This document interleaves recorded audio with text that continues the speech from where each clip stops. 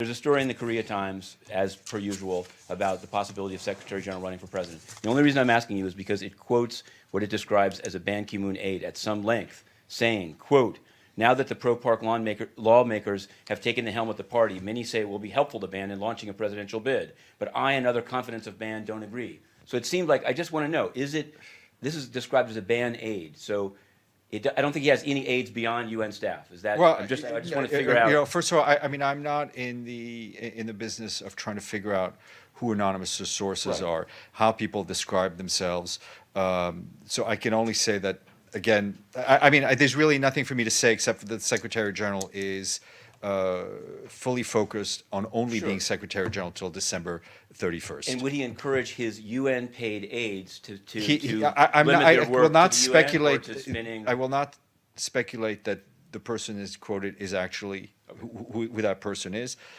Anybody who works for the UN, whether they are Korean, Nepalese, or French, are only working on UN matters. Madam. I saw an article that Mr. Chatterjee was named the UN resident representative in Kenya. And so I wanted to know, what's the process for the naming of a resident representative? And given that he's the son-in-law of the Secretary General, was there any recusal made? I'm not saying he's not qualified. I'm not saying he's not a long-time official. I'm just wondering, what is the process for someone being named resident? The regular process was used. The fact that he is indeed the son-in-law of the Secretary General, I think, does not take away anything from his very strong service over the years to the UN. That's what I'm asking about the process. Thank you. Kind of a weird place. I also just wanted to give you a little bit more details on the issue you had raised yesterday with Mr. Chatterjee, and expand on what I'd said. Mr. Chatterjee was chosen through the regular process, which is basically that the candidates are chosen by an interagency advisory panel, which does not, and especially in this case, did not involve the Secretary General. I think he has been fully aware of the situation, has kept well away from the selection process. For RCs, the candidates are, as I said, chosen and recommended by the interagency panel.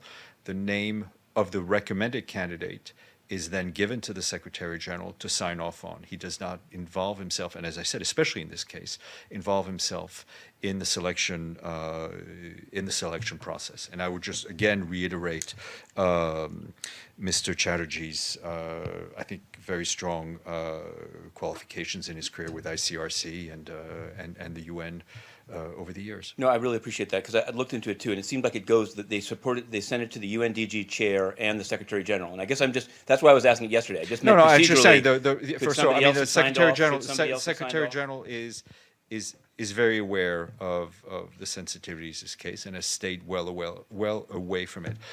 The final signature, because the way this works is the resident coordinator represents the UN, and it needs the agreement of the host country. So the letter of appointment, in a sense, has to be signed by the Secretary General, but there's his name given to him by the interagency panel. Sure. Can I ask one other? Michelle, I'll come back to you. Yes, Michelle. Thanks, Steph. The Dutch said last month they were going to